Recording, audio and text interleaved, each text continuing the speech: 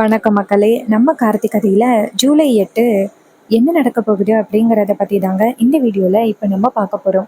வீடியோவுக்கு மறக்காமல் லைக் பண்ணிக்கோங்க.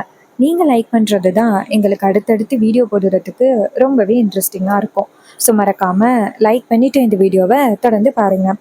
என்ன நடக்குது அப்படின்னு பார்த்துக்கிட்டிங்கன்னா, நம்ம ஹீரோ இருக்காருல்ல, அவர் வீட்டுக்குள்ளே ஈஸ்வரிக்கும் ரேவதிக்கும் ரொம்ப பெரிய ஆபத்து இருக்குது அப்படிங்கிறத பார்த்துறாரு. இன்னொரு பக்கம் அந்த மருதும் இருக்கான, அவன் நேரா எல்லாரையும் பார்த்து, உங்க யாரு மேலேயும் ரேவதிக்கு கொஞ்சம் கூட பாசமே இல்லை போல. அதான் இங்க எல்லாரும் இவ்வளவு பெரிய ஆபத்துல சிக்கி இருந்தோம், அவ இந்த இடத்துக்கு வரமாட்டேங்கிறா. சோ அவளை இந்த இடத்துக்கு எப்படி வர வைக்கிறது அப்படின்னு எனக்கு தெரியும். இந்த இடத்துக்கு அவளை எப்படி வர வைக்கிறது அப்படின்னு எனக்கு தெரியும் அப்படின்னு மருது வந்துட்டு டக்குன்னு ஆயுதத்தை எடுத்து ஈஸ்வரியோட தலையில வைக்கிறாங்க. இதை பார்த்ததும் அங்க உள்ளவங்க எல்லாருமே அதிர்ச்சி ஆகுறாங்க. அப்ப மருது சொல்றாரு, என்ன எல்லாரும் பயப்படுறீங்க? ரேவதி இந்த இடத்துக்கு வந்துட்டா ஈஸ்வரியை விட்டுருவேன். அதை விட்டுட்டு ரேவதி இந்த இடத்துக்கு வராம இருந்தா அது கண்டிப்பா உங்க எல்லாருக்கும் ரொம்ப பெரிய ஆபத்து. ஃபர்ஸ்ட் ரேவதியை காலி பண்ணிட்டு அதுக்கப்புறம் உங்க பக்கம் வரலாம் அப்படின்னு பார்த்தேன். ஆனா ரேவதி வராததுனால இப்போ உங்களுக்கு தான் ரொம்ப பெரிய ஆபத்து அப்படின்னு. இதை கேட்டதும் ரொம்பவே அதிர்ச்சி ஆகுறாங்க நம்ம ஈஸ்வரி. ரோஹிணி, சுவாதி எல்லாருமே சத்தம் போடுறாங்க, தயவு செஞ்சு அம்மாவை எதுவும் பண்ணிராத, அம்மா ரொம்ப பாவம் அப்படின்னு சொல்ல, அதுக்கு மருது சொல்றான், ஏய் நீ இப்ப எதுக்கு நீ தேவையில்லாம பேசுற? இப்போ ரேவதி இந்த இடத்துக்கு வந்துட்டா பிரச்சனையே இல்லை. ரேவதி எங்க இருக்கிற? இப்ப வரப்போறியா இல்லையா? நீ வந்துட்ட அப்படின்னா உங்க அம்மாவை எதுவும் பண்ண மாட்டேன். நீ வரல அப்படின்னு வச்சுக்கேன், உங்க அம்மாவை உன்னால பார்க்கவே முடியாது. என்ன சொல்ற? வரப்போறியா இல்லையா அப்படின்னு சொல்ல, இன்னொரு பக்கம் நம்ம ஹீரோ வந்துட்டு டக்குன்னு வந்து பின்பக்கம் வாசல் வழியா வந்துடுறாரு. வந்துட்டு ரேவதி மாடியில தானே இருக்காங்க, அந்த மருதுவுக்கு தெரியாம மாடிக்கு போறாரு. அங்க போயிட்டு ரேவதிய பாக்குறாரு. ரேவதி எங்க இருக்க? நான் வந்திருக்கேன் அப்படின்னு.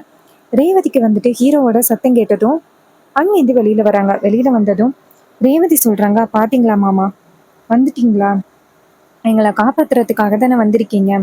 பாத்தீங்களா அந்த மருது என்ன பண்ணிக்கிட்டு இருக்கான் அப்படின்னு. அவன் கொஞ்சம் கூட திருந்தவே மாட்டேங்கிறான். எப்படி அம்மாவை வந்துட்டு பயமுறுத்திக்கிட்டு இருக்கான் பாருங்க. எப்படியாவது அம்மாவை வந்துட்டு காப்பாற்றணும். இப்ப என்ன பண்றது அப்படின்னு. அப்ப ஹீரோ சொல்றாரு, ரேவதி நீ கவலைப்படாத, கண்டிப்பா அம்மாவுக்கு எந்த வித ஆபத்து வராது. அவங்கள நீ கவலைப்படாத ரேவதி, அத்தைக்கு எந்த வித பிரச்சனை இல்லாம எல்லாரையுமே நான் காப்பாத்திடுவேன், நீ தைரியமா இரு ரேவதி அப்படின்னு சொல்ல, ரேவதி சொல்றாங்க, இல்ல மாமா, அவன் சத்தம் போடுறத பாத்தீங்களா? நான் வரல அப்படின்னா அம்மாவை காலி பண்ணிடுவேன் அப்படின்னு சொல்லி சத்தம் போடுறான். எனக்கு அவன் சொல்றத பார்த்தா ரொம்பவே பயமா இருக்கு மாமா அப்படின்னு சொல்ல, அதுக்கு கார்த்தி சொல்றாரு, நீ கவலைப்படாத ரேவதி, நான் 10 நிமிஷத்துல அதிகாரிங்களை இங்க வர சொல்லிட்டேன். அவங்க இந்த இடத்துக்கு வந்தா மருதுவை கைது பண்ணிடுவாங்க. நீ சொன்ன மாதிரியே இந்த இடத்துல ஒளிஞ்சுக்கிட்டு நில்லு, நான் பாத்துக்கிறேன் அப்படின்னு சொல்லிட்டு ஹீரோ ரேவதியை ஒளிய வச்சுட்டு மாடியிலேருந்து இறங்கி வராரு. அப்போ ஈஸ்வரி ஹீரோவை பார்த்துட்டு ஷாக் ஆகுறாங்க. மருதுவும் ஹீரோவை பார்த்துட்டு அதிர்ச்சி ஆகுறாரு. ஏய் நீ எப்படா மாடியிலேருந்து வர அப்படின்னு. அப்ப ஹீரோ சொல்றாரு, இங்க பாரு, உனக்கு ரொம்ப பெரிய தண்டனை வந்து காத்துக்கிட்டு இருக்கு. எதுக்கு நீ தேவையில்லாம வந்துட்டு இப்படி பண்ணிக்கிட்டு இருக்க? மரியாதையா இந்த குடும்பத்துல உள்ளவங்களுக்கு எந்த ஆபத்தும் கொடுக்காம நீ இப்பவே இந்த இடத்த விட்டு போயினிய அப்படின்னா உனக்கு எந்த வித பிரச்சனையும் இல்லை. அதை விட்டுட்டு இந்த குடும்பத்துல உள்ளவங்களுக்கு ஏதாவது பிரச்சனை கொடுக்கணும் அப்படின்ட்டு நீ இந்த மாதிரி பண்ணிக்கிட்டு இருந்த அப்படின்னா அது சரிப்பட்டு வராது. மரியாதையா இந்த இடத்த விட்டு போயிரு அப்படின்னு. அதுக்கு மருது சொல்றான், ஏய் என்னடா உன் இஷ்டத்துக்கு நீ பேசுறியா? இங்க பாரு, நான் இந்த வீட்டுக்கு எதுக்காக வந்தேன் தெரியுமா? ரேவதி, அதாவது நீ கல்யாணம் பண்ணிக்கணும் அப்படின்னு ஆசைப்பட்டிய ரேவதி, அவளை காலி பண்ணிட்டு எனக்கு வந்துட்டு ரேவதியை கல்யாணம் பண்ணி வைக்கிறேன் அப்படின்னு சொல்லி கடைசி நேரத்துல எனக்கு ரேவதியை கல்யாணம் பண்ணி வைக்காம ஏமாத்தினாலே இந்த ஈஸ்வரி, இவங்க 2 பேரையும் காலி பண்றதுக்காக தான் நான் இந்த வீட்டுக்குள்ள வந்திருக்கேன். நீ மரியாதையா இந்த இடத்த விட்டு போயிரு அப்படின்னு. அப்ப ஹீரோ சொல்றாரு, காலையிலேயே நீ அதிகாரிங்க கிட்டேருந்து தப்பிச்சதோட நீ இங்கேதான் வந்திருப்ப அப்படின்னு எனக்கு நல்லாவே தெரியும். அதனாலதான் ஒரு சந்தேகத்தோட நான் இங்க வந்தேன். ஆனா வீட்டுல உள்ள எல்லாருமே கொஞ்சம் பதட்டமா இருக்கிறத பார்த்துட்டு நீ வீட்டுக்குள்ளதான் இருக்கிற அப்படிங்கிறத நான் கன்ஃபார்ம் பண்ணிட்டேன். அதனாலதான் எனக்கு தெரிஞ்ச ஒரு ஆளை வர வச்சு இங்க நீ இருக்கியா அப்படின்னு நான் கன்ஃபார்ம் பண்ணிக்கிட்டேன். அதே மாதிரி நீ இங்க இருக்க. இங்க பாரு, மரியாதையா இந்த வீட்டுல உள்ள யாருக்கும் எந்த பிரச்சனையும் கொடுக்காம இந்த இடத்த விட்டு போயிரு, அதான் உனக்கு நல்லது அப்படின்னு. அதுக்கு மருது சொல்றான், ஏய் நான் போக மாட்டேன்டா, 2 பேரையும் காலி பண்ணிட்டு தான்டா போவேன் அப்படின்னு. அப்ப ஹீரோ சொல்றாரு, இருந்தாலும் உனக்கு வந்துட்டு தைரியம் அதிகம். அதிகாரிங்க வர்றாங்க அப்படின்னு தெரிஞ்சும் நீ இவ்வளோ தைரியமா இருக்க அப்படின்னா நீ சரியான ஆளுதான். உன்னை விட மாட்டேன்டா அப்படின்னு சொல்லிட்டு நம்ம ஹீரோ பேசுறாரு. இதை கேட்டதும் அவளை ரொம்பவே ஷாக் ஆகுறாங்க. அப்ப ஹீரோ என்ன பண்றாருன்னா, சரி உன்னை விட முடியாது, நீ வந்து சொன்ன பேச்சு கேட்க மாட்டேங்கிற அப்படின்ட்டு அதிகாரிங்களுக்கு ஃபோன் பண்றாங்க. அப்போ மருது நேரா ஈஸ்வரியோட தலையில அந்த ஆயுதத்தை வச்சு, நீ அதிகாரிங்களுக்கு ஃபோன் பண்ணா இவளை காலி பண்ணிடுவேன் அப்படின்னு. அப்போ மயிலி என்ன பண்றாருன்னா, இதை பார்த்துட்டு, சகல இவன் கண்டிப்பா சொல்ற பேச்சை கேட்க மாட்டான் சகல, இவனால நம்ம குடும்பத்துல உள்ள எல்லாருக்குமே ரொம்ப பெரிய பிரச்சனை தான் சகல, இப்ப என்ன பண்றது அப்படின்னு. அப்ப ஹீரோ சொல்றாரு, நீங்க கவலைப்படாதீங்க, இவனை வந்துட்டு நான் பாத்துக்கிறேன் அப்படின்னு சொல்லிட்டு பேசுறாங்க. அதே நேரத்துல அதிகாரிகளும் அந்த இடத்துக்கு டக்குன்னு வந்துடுறாங்க. அதிகாரிகளை பார்த்ததும் மருது அதிர்ச்சி ஆகுறாரு. ஹீரோ நேரா அதிகாரிகளை பார்த்து, இங்க பாருங்க, இவன் வந்துட்டு தப்பிச்சு நேரா அத்தை வீட்டுக்கு தான் வருவான் அப்படின்னு நான் சொன்னல, அதே மாதிரி அத்தை வீட்டுக்கு தான் வந்திருக்கான், இவனை பிடிச்சிட்டு போங்க அப்படின்னு சொல்ல, அப்போ மருது ஈஸ்வரியோட தலையில ஆயுதத்தை வச்சு மிரட்டிக்கிட்டு இருக்கான். அப்போ இன்னொரு அதிகாரி வந்துட்டு அந்த மருதுவோட காலில் வந்து தாக்குனத்தோட மருது கீழே விழுந்துடுறான். டக்குன்னு ஈஸ்வரி வந்துட்டு அந்த இடத்துல இருந்து எஸ்கேப் ஆயிடுறாங்க. அதிகாரிங்க மருதுவை பிடிச்சிடுறாங்க. இதை பார்த்துட்டு வில்லி ரொம்பவே அதிர்ச்சி ஆகுறாங்க. இந்த டிரைவர் பையன் நம்ம எந்த பக்கத்துக்கு போனாலும் சுலபமா வந்துட்டு உண்மையை கண்டுபிடிச்சிடுறானே அப்படின்னு அந்த வில்லிக்கு செம டென்ஷன் ஆகுது. மருதுவை வந்துட்டு அதிகாரிங்க பிடிச்சிடுறாங்க. பிடிச்சிட்டு நேரா ஹீரோவை பார்த்து, சார் இதுக்கப்புறம் இவனால உங்க குடும்பத்துக்கு எந்தவித ஆபத்தும் இருக்காது, நாங்க இவனை கூட்டிட்டு போறோம் சார் அப்படின்னு சொல்ல, மருது திரும்பி நின்று, டே கார்த்தி, நான் கண்டிப்பா திரும்ப வருவேன்டா, நான் திரும்ப வந்து இந்த குடும்பத்தையும் உன்னையும் நான் பழி வாங்காம விட மாட்டேன்டா அப்படின்னு. அப்ப ஹீரோ சொல்றாரு, உன்னால கண்டிப்பா திரும்ப வரவே முடியாது, உனக்கு எந்த அளவுக்கு தண்டனை கொடுக்கணும் அப்படிங்கிறத நான் எப்பவோ முடிவு பண்ணிட்டேன், நீ கண்டிப்பா அந்த இடத்துல இருந்து உன்னால திரும்ப வர முடியாது அப்படின்னு. இதை கேட்டதும் அந்த மருது ரொம்பவே அதிர்ச்சி ஆகுறான். அப்போ அதிகாரிங்க சொல்றாங்க, என்னடா உன்னை கைது பண்ணி இந்த இடத்துல கூட்டிட்டு போகும் பொழுதும் உனக்கு ரொம்ப தான் திமிரு அதிகம் அப்படின்னு சொல்லிட்டு அந்த மருதுவை பிடிச்சிட்டு போறாங்க. மருதுவை பிடிச்சிட்டு போனதோட ஈஸ்வரி நேரா ரேவதியை கூப்பிடுறாங்க. ரேவதி எங்க இருக்கிற அப்படின்ட்டு. அப்போ ரேவதி நடக்கிறது எல்லாத்தையுமே பார்த்து முடிச்சுட்டு மாடியிலேருந்து இறங்கி வராங்க. ஈஸ்வரி ரேவதியை பார்த்த பிறகுதான் நிம்மதி ஆகுறாங்க. ரேவதி ஓடி வந்து அவங்க அம்மாவை ஹக் பண்றாங்க. அம்மா, உங்களுக்கு எந்தவித ஆபத்தும் இல்லையே அப்படின்னு. ஈஸ்வரி சொல்றாங்க, அம்மாடி எனக்கு எந்தவித பிரச்சனையும் இல்லம்மா, அதான் கார்த்தி வந்துட்டு காப்பாத்திட்டாரே அப்படின்னு. அப்ப மயிலு சொல்றாரு, பாத்தீங்களா அத்தை, நம்ம குடும்பத்துக்கு என்ன பிரச்சனை இருந்தாலும் ஆளா நம்மளை வந்து காப்பாத்துறது இவர் மட்டும்தான், வேற யாருமே கிடையாது. அப்போ ஈஸ்வரி சொல்றாங்க, ஆமா மாப்பிள்ள, எனக்கு புரியுது அப்படின்னு. அப்ப நம்ம ஹீரோயின் நேரா ஹீரோவை பார்த்து, நாங்க எல்லாருமே ஆபத்துல இருக்கோம் அப்படிங்கிறத நீங்க எப்படி கண்டுபிடிச்சிங்க, அந்த எலக்ட்ரீஷியனை நீங்க எப்படி அனுப்புனீங்க அப்படின்னு. அப்ப ஹீரோ சொல்றாரு, நான் வீட்டுக்குள்ள வந்தப்ப அத்தை வந்துட்டு அவங்களுடைய லெஃப்ட் ஐப்ரோவை தூக்குனாங்க. இன்னொரு பக்கம் நான் வீட்டுக்குள்ள வந்த பிறகு அத்தை எப்பவுமே வந்துட்டு என்னை இந்த அளவுக்கு பேசினதில்ல. எப்படின்னா, என்னை வீட்டுக்குள்ளேயே அத்தை அனுமதிக்க மாட்டாங்க, ஆனா வீட்டுக்குள்ள வர வச்சாங்க. அங்க ரோஹிணி மயங்கி விழுந்தாங்க. அப்ப அங்க இருந்த கண்ணாடி வழியா யாரோ ஒருத்தர் நின்னதை நான் பார்த்தேன். மறுபடியும் நான் பார்க்கும் பொழுது அந்த இடத்துல இல்ல. அப்ப எனக்கு சந்தேகம் வந்துருச்சு, நமக்கு தெரியாம வீட்டுக்குள்ள ஏதோ ஒண்ணு நடக்குது, மறுபடியும் நம்ம ஏதாவது பேசி தப்பாகிடுச்சுன்னா என்ன பண்றது. அதோட சுவாதியையும் காணும், ரேவதியையும் காணும், கண்டிப்பா ஏதோ ஒரு பிரச்சனை இருக்கு அப்படிங்கிறத நான் புரிஞ்சுக்கிட்டேன். அதனாலதான் எலக்ட்ரிஷியனை அனுப்பி சுச்சுவேஷனை பாக்குறதுக்காக எலக்ட்ரிஷியனை அனுப்புனேன். அவன் வீட்டுக்குள்ள வந்து வீட்டுக்குள்ள என்ன சுச்சுவேஷன் அப்படிங்கிறத என்கிட்ட வந்து சொல்லிட்டான். அது மட்டும் இல்லாம ரேவதி இன்னும் மருதுவோட கையில பிடிபடல, ரேவதி ஸ்டோர் ரூம்ல தான் இருக்கிறா அப்படிங்கிறத நான் தெரிஞ்சுக்கிட்டேன் அந்த எலக்ட்ரிஷியன் மூலமா. அப்புறம்தான் நான் ரேவதியை போயிட்டு பார்த்தேன். ரேவதியை வந்துட்டு பத்திரமா மறுபடியும் ஒரு இடத்துல ஒளிய வச்சுட்டு நான் இங்கேருந்து வந்தேன். வந்துட்டு நேரா மருதுவை பார்த்தேன். நீங்க எல்லாருமே ஆபத்துல இருக்கிறத புரிஞ்சுக்கிட்டு தான் உடனே அதிகாரிங்களுக்கு ஃபோன் பண்ணி இந்த இடத்துக்கு வர வச்சுட்டேன். அதிகாரிகளும் கரெக்டா இந்த இடத்துக்கு வந்துட்டு கைது பண்ணிட்டாங்க. இதை கேட்டதும் ஈஸ்வரி சொல்றாங்க, இவ்வளவு விஷயம் நடந்திருக்கா அப்படின்னு.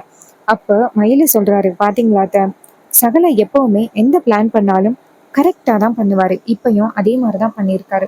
உங்களுக்கு தான் வந்துட்டு சகலையே கொஞ்சம் கூட பிடிக்கல, ஆனா சகல இந்த குடும்பத்துக்காகவும் நமக்காகவும் எவ்வளவு பண்ணிக்கிட்டு இருக்காரு பாத்தியலா அப்படின்னு. அப்போ ஈஸ்வரி சொல்றாங்க, ஆமா அப்படின்னு. நேரா நம்ம ரேவதியை பார்த்து, அம்மாடி, நம்ம குடும்பம் ரொம்ப பெரிய ஆபத்துலேருந்து மீண்டு வந்திருக்கு அப்படின்னு. அப்போ ரோகிணி சொல்கிறாங்க, அம்மா ஒரு விஷயத்த நீங்கள் யோசிச்சு பாருங்க. நம்ம குடும்பத்துக்கு இந்த ஆபத்து ஒன்றும் தானாக வரவே இல்லை. இந்த ஆபத்தை உருவாக்குனது நீங்கள் தான். எவனே தெரியாத ஒருத்தனை இந்த வீட்டுக்கு கூட்டிட்டு வந்து ரேவதிக்கு கல்யாணம் பண்ணி வைக்கிறதுக்காக நீங்கள் பார்த்தீங்க. நல்ல வேலை, அவன் எப்படிப்பட்டவன் அப்படிங்கிறது நமக்கு முன்கூட்டியே தெரிஞ்சிருச்சு. ரேவதியோட கழுத்துல தாலி கட்டுறதுக்குள்ள ஒருவேளை ரேவதியோட கழுத்துல அவன் தாலி கட்டி இருந்தா என்ன ஆகியிருக்கும்னு என்னால யோசிச்சு கூட பார்க்கவே முடியல. நல்ல வேலைம்மா, எப்படியோ வந்துட்டு ஆஹ் மாமா வந்துட்டு உண்மையை நிரூபிச்சுட்டாரு கடைசி நேரத்துல. அம்மா, நீ ஒரு தடவைக்கு 2 தடவை யோசிக்கிற ஆளு. ஆனா நீங்க எப்படி ரேவதியோட லைஃப்ல இப்படி இருந்து அப்படின்னு எனக்கு கொஞ்சம் கூட நம்பவே முடியல. ஈஸ்வரி சொல்றாங்க, இங்க பாரு, அவன் என் சொந்தக்காரன். அவன் இப்படியெல்லாம் இருக்க மாட்டான் அப்படின்னு ஒரு நம்பிக்கையில தான் நான் அப்படி பண்ணேன். ஆனா கடைசியில இப்படி நடக்கும் அப்படின்னு நான் கொஞ்சம் கூட எதிர்பார்க்கவே இல்லை அப்படின்னு. இதை கேட்டுட்டு ரோகிணியும் சரிங்கம்மா, ஏதோ நடந்தது நடந்து போச்சு. ஸோ இதுக்கப்புறம் பாதுகாக்க வேண்டியது நம்மளோட பொறுப்பு அப்படின்னு சொல்ல ரோகிணியும் சரி அப்படின்னு சொல்றாங்க. அதுக்கப்புறம் ஈஸ்வரி சொல்றாங்க, நேரா ஹீரோவை பார்த்து, இங்க பாருங்க, எனக்கு வந்துட்டு ஆரம்பத்துலேருந்தே உன்னை பிடிக்கல அப்படின்னு சொல்ல முடியாது. ஆரம்பத்துல உன்னோட குணம் எனக்கு பிடிச்சிருந்துச்சு. நீ இந்த குடும்பத்துக்கு நிறைய நல்லது பண்ணியிருக்க. கோவில் கும்பாபிஷேகம் நான் நடத்தினப்ப எனக்கு உதவி பண்ணியிருக்க. என் பொண்ணுங்களையும் பல ஆபத்துல இருந்து காப்பாத்திருக்க. இன்னைக்கு என் புருஷனை கூட அவ்வளோ பெரிய ஆபத்துல இருந்து நீ காப்பாத்தின. அது எல்லாத்தையும் நான் இல்லைன்னு சொல்லல. ஆனா எனக்கு ஒரே ஒரு கோவம் மட்டும்தான். நீ அந்த பரமேஸ்வரியோட பேரன் சிவகாமி என் அம்மா இறந்ததுக்கு காரணமான அந்த குடும்பத்துல இருந்து வந்திருக்கே அப்படிங்கிற ஒரு கோவம் தான் எனக்கு பயங்கரமா இருக்குதே தவிர்த்து மற்றபடி எனக்கு உன் மேல தனிப்பட்ட கோவம் எதுவுமே இல்லை. இன்னைக்கு என் குடும்பத்தை இவ்வளவு பெரிய ஆபத்துல இருந்து நீ காப்பாத்திருக்க. இவ்வளவு பெரிய ஆபத்துல இருந்து காப்பாத்திய உனக்கு நான் கண்டிப்பா என்னைக்குமே நன்றி கடன் பட்டிருக்கேன் அப்படின்னு. அப்ப ஹீரோ சொல்றாரு, இங்க பாருங்க அத்தை, நீங்க வந்துட்டு என்னை புரிஞ்சுக்கிட்டாலே போதும், எனக்கு வேற எதுவுமே வேண்டாம் அப்படின்னு. ஈஸ்வரி சொல்றாங்க, ரொம்ப நன்றி மாப்பிள்ள அப்படின்ட்டு. ஹீரோ சொல்றாரு, பரவாயில்லத்த அப்படின்னு. ரேவதி நேரா அவங்க அம்மாவை பார்த்து, அம்மா நீங்களே சொல்லிட்டம்மா, இவர் மேல தனிப்பட்ட கோவம் எதுவுமே இல்லை அப்படின்னு. அப்படி இருக்கையில ஏமா மாமாவுக்கு எனக்கு கல்யாணம் பண்ணி வைக்க மாட்டேங்கிற? மாமாவை நான் கல்யாணம் பண்ணிக்கிட்டேன் அப்படின்னா 2 குடும்பமும் ஒன்று சேரத்துக்கு வாய்ப்பு இருக்குல்ல, ஏமா நீ அதுக்கு ஒத்துக்க மாட்டேங்கிற அப்படின்னு. ஈஸ்வரி சொல்றாங்க, இங்க பாரு, கண்டிப்பா என்னோட இந்த மனசுல உள்ள அந்த கோவத்தை உடனே மாத்திக்க முடியாது, எனக்கு கொஞ்சம் டைம் வேணும் அப்படின்னு சொல்லிட்டு ஈஸ்வரி சொல்ல உடனே நம்ம ஹீரோ சொல்றாரு, இங்க பாருங்கத்த, எப்ப வேணும்னாலும் கண்டிப்பா வந்துட்டு நான் வெயிட் பண்ணிக்கிட்டு இருக்கேன் உங்க மனசு மாறுற வரைக்கும் அப்படின்னு. அதே நேரத்துல வில்லி வந்துட்டு இதையெல்லாம் பார்த்துட்டு ஷாக் ஆகுறாங்க. அப்பதான் மயில சொல்றாரு, அத்தை ஒரு நிமிஷம், உங்க ஆயுதத்துல உள்ள அந்த மிஷின் எல்லாம் எப்படி காணாம போணுச்சு? கண்டிப்பா வீட்டுக்குள்ள உள்ள யாரோ ஒருத்தர் தான் அதை எடுத்திருக்காங்க. எப்படி வந்துட்டு அதுல திடீர்னு காணாம போதும்? நீங்க எப்பவுமே லோட் பண்ணி தானே வச்சிருப்பீங்க அப்படின்னு. ஈஸ்வரி சொல்றாங்க, ஆமா மாப்ள, நான் எப்பவுமே லோட் பண்ணி தான் வச்சிருப்பேன். பொசுக்குன்னு அதுல இருந்தது எப்படி காணாம போணுச்சு அப்படின்னு எனக்கே மிகப்பெரிய ஆச்சரியமா இருக்கு. அப்ப மயிலு சொல்றாரு, அத்தை, நம்ம வீட்டுல உள்ள யாரோ ஒருத்தர் தான் அந்த மருதுக்கு ஹெல்ப் பண்ணியிருக்காங்க. இதை கேட்டதும் ஈஸ்வரி சொல்றாங்க, மாப்பிள்ள, யாரு மாப்பிள்ள அப்படி உதவி பண்ணியிருக்க போறா? அப்ப வில்லி டக்குன்னு, அக்கா, உன் மாப்பிள்ள யார சொல்றாரு அப்படின்னு உனக்கு தெரியலையா? அவரு என்னதான் மீன் பண்ணி சொல்றாரு. நான் தான் வந்துட்டு அந்த மருதுக்கு உதவி பண்ணியிருப்பேன் அப்படின்னு. பாத்தியாக்கா, உன் கூட சேர்ந்து தானே அந்த மருதோ என்னையும் காலி பண்றதுக்கு ட்ரை பண்ணான். இது எல்லாத்தையுமே நீ வேடிக்கை பார்த்துட்டு இப்ப நீ என் மேல இவ்வளோ பெரிய பழி போடுறது கொஞ்சம் கூட நியாயமே இல்லைக்கா. பெரிய மாப்பிள்ளைக்கு கொஞ்சம் கூட மனசாட்சி இல்லை அப்படின்னு. அப்ப ஈஸ்வரி சொல்றாங்க மயிலுக்கிட்ட, இங்க பாருங்க மாப்பிள்ள, அது எப்படி காணாம போணுச்சு அப்படின்னு எனக்கே தெரியல. அது இருக்கட்டும். இங்க பாருங்க மாப்பிள்ள, தயவு செஞ்சு சொல்றது கேளுங்க. என் தங்கச்சி மேல இதுக்கப்புறமும் யாரும் சந்தேகப்படாதீங்க. என் தங்கச்சி என்னைக்குமே அப்படிப்பட்டவ கிடையாது. என்னைக்குமே நான் நல்லா இருக்கணும் அப்படின்னு நினைக்கிறவ அவ. என்னைக்குமே அப்படி நினைக்கிறவ எனக்கு எந்த வகையிலையும் ஆபத்து கொடுக்க மாட்டா. ஸோ தயவு செஞ்சு என் தங்கச்சி மேல யாரும் சந்தேகப்படாதீங்க அப்படின்னு ஈஸ்வரி சொல்றாங்க. அண்ட் இந்த கதை உங்களுக்கு பிடிச்சிருக்கா? இந்த கதை பிடிச்சிருந்துச்சுன்னா இந்த வீடியோவுக்கு மறக்காம லைக் பண்ணிக்கோங்க. நீங்க லைக் பண்றது தான் எங்களுக்கு அடுத்தடுத்து வீடியோஸ் போடுறதுக்கு ரொம்பவே இன்ட்ரெஸ்டிங்காக இருக்கும். ஸோ மறக்காம லைக் பண்ணிட்டு இந்த வீடியோவை தொடர்ந்து பாருங்க. தேங்க்யூ ஃபார் வாட்சிங். See you on next new video.